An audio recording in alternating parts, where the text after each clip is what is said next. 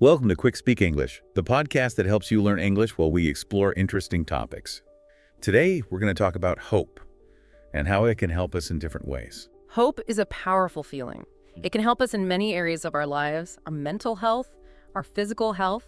It can even help us do well in school or at work, and it can make us stronger when we face challenges. You mentioned resilience. Mm-hmm. Can you tell us more about that? What does it mean to be resilient? Resilience is the ability to come back from tough situations, to bounce back. It's about being strong and flexible, so we can change when things change and overcome problems. And hope plays a really important role in this. When we feel hopeful, we believe things will get better, even when times are hard. And that belief, it motivates us to keep trying, gives us the strength to keep going. So hope is not just about feeling happy. It's also about having the strength to face difficult things. Exactly. When we have hope, we see those stressful situations as challenges we can get through, not as impossible barriers. This way of thinking can make a big difference in how we handle stress and challenges. Can you give us some examples of how hope might help someone facing a tough situation? Sure. Imagine a student who is having a hard time in school. Maybe they are not doing well in their classes. If they have hope, they will believe they can improve their grades, even if it takes time and effort. And this belief can motivate them. They will study harder, ask their teachers for help, maybe try new ways of learning. That's a good example. So it seems like hope can help us set goals and work towards those goals, even when it's difficult. Absolutely. Hope and setting goals, they are closely tied together. When we have hope, we tend to set challenging goals for ourselves, and we believe that we can achieve them, and this can help us find more success in different parts of our lives. It seems like hope is also really important for our mental health. Can you talk a little about that? Yes, of course. Hope has been linked to lots of good things for our minds.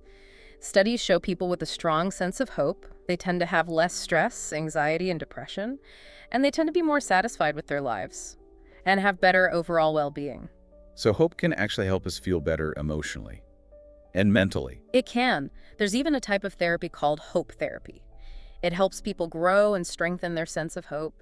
It teaches people to set realistic goals, find ways to reach those goals, and build strong, supportive relationships with others. It sounds practical. So it's not just about being positive, it's also about taking action to achieve what we want. Exactly. Hope is not passive. It's an active thing. It's both thinking and doing. We need to believe things can get better, but we also need to take action to make them better. Makes sense. But what about those really tough times? Like when things are uncertain and we don't know what will happen? Is it even possible to feel hopeful then? That's a good question. And yes, it can be really hard to keep that hope alive when things are difficult. But even then, even in those hard moments, hope can be so powerful. It can help us be strong and to bounce back. So how do we do that? How do we stay hopeful when we are going through something difficult? There are a few things that can help. One is to focus on our strengths, on things we have achieved before. This can remind us that we have overcome challenges in the past, and we have what it takes to do it again. Yeah, I think sometimes it's easy to forget what we've already accomplished when we are facing a new problem. It is. Another good strategy is to connect with people who can support us and encourage us. Talking to our friends, family, or maybe even a therapist can help us process our feelings, get a new perspective, and feel less alone in what we're going through. So having a good support system is also important for staying hopeful. Yes, very much so. And one last thing, try to practice gratitude even when things are tough. Take some time to appreciate the good things in your life, no matter how small they seem. This can change your perspective and make you feel more hopeful about the future. I see the connection between hope and gratitude. They both make you focus on the good things in life. That's a great observation.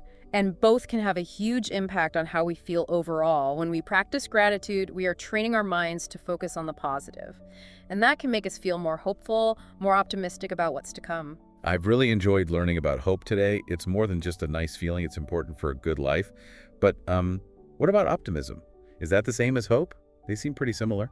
That's a sharp observation. They are often used in the same way. But there are some differences. Hope, like we talked about, is the belief we can achieve our goals, that things will improve, even when there are challenges. So hope means we know there will be obstacles, but we can overcome them. Exactly. Optimism is a little different. It's more of a general feeling that good things will happen, a positive outlook on life, like a belief that the future is bright. Okay. So optimism is more about having a positive view. And hope is more about taking action and reaching specific goals.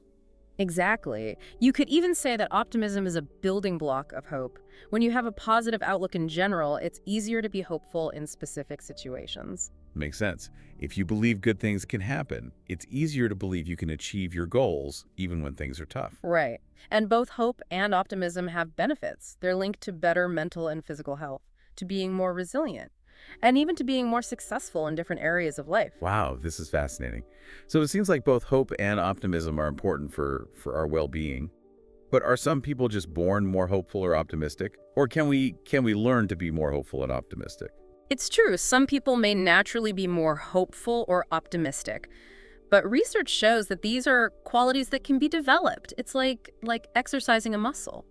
With effort and practice, we can become more hopeful and optimistic. That's good to know. So what are some ways people can do that? How can they cultivate hope and optimism in their lives? One way is gratitude. Taking time to think about the good things in our lives, no matter how small, changes our perspective. It helps us value what we have. This can lead to feeling content and optimistic. What's about focusing on the positive? Yes. Another good strategy is to spend time with positive people. Their optimism can rub off on you, help you stay positive, even during difficult times. I've heard that saying. You're the average of the 5 people you spend the most time with. Yes, that's true. It's also helpful to do things you enjoy, things that give you purpose.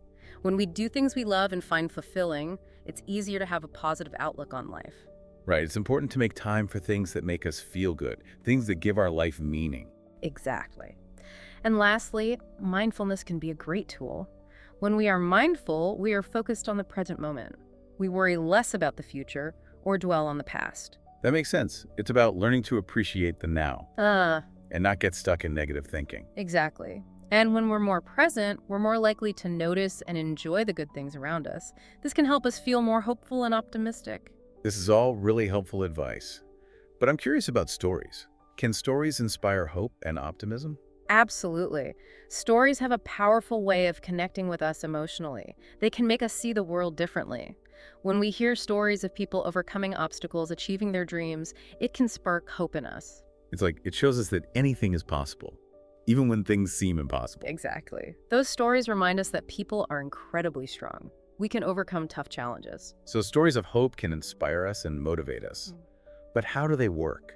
What is it about stories that makes them so powerful? Stories connect to our emotions and to our imagination. They take us to different places and let us experience life through someone else's eyes. It's like walking in their shoes, feeling what they feel. Exactly. When we connect with a character who faces challenges like ours, and we see them overcome those challenges, it gives us hope that we can too. So it's about finding hope in the shared human experience. Exactly. Stories remind us we are not alone in our struggles, and that there is always hope, even when things are dark. This is really powerful. It makes me think about how important it is to share our own stories of hope. Yes, I agree. When we share our own stories of how we overcame something and succeeded, we offer hope to others, especially those who might be going through something similar. We create a ripple effect of hope and inspiration. Exactly. And we shouldn't forget that even little acts of kindness can make a big difference. A smile, a kind word, offering help, those can brighten someone's day. Give them a boost of hope. It's those small things that can have a big impact. Precisely. And when we are kind, we not only spread hope to others, but we also strengthen hope within ourselves. So everybody wins. We help others feel good, and we feel good too. Exactly. And those small acts of kindness, they can spread, inspire others to do the same. And that's how we create a world that is more hopeful and compassionate. Yeah, it's amazing how little things can make such a difference and help build a more hopeful world. It seems like hope is kind of contagious. It really is. Hope is powerful. It can spread from one person to another, from one community to the next, even across countries. When we choose to be hopeful, we not only lift ourselves up, but we also inspire the people around us. Like those ripples, spreading out and making positive change. But I'm curious, what about different cultures? Do they see hope differently? You're right to ask that. Culture definitely shapes how we understand and experience hope. Different cultures might define hope in different ways, express it differently. Even how important hope is can vary from culture to culture. So hope might look different depending on where you are in the world. Exactly. For example, in some cultures, hope might be tied to religion or spiritual practices, while in other cultures, it might be more about what individuals can achieve, about reaching specific goals. It's interesting how something like hope, which feels so universal, can be seen and experienced in such different ways. It is, and if we understand these cultural differences, it helps us see the richness and complexity of human experience. This has been such an eye-opening conversation. Hope isn't just a fleeting feeling, it's a part of what makes us human. And it goes beyond any one culture. I agree. Hope is like a universal language. It speaks to our deepest wishes for a better future, for ourselves, and for all of humanity. It's a powerful thing that can bring us together, inspire us to work together to create a world that is more fair, compassionate, and hopeful. Exactly.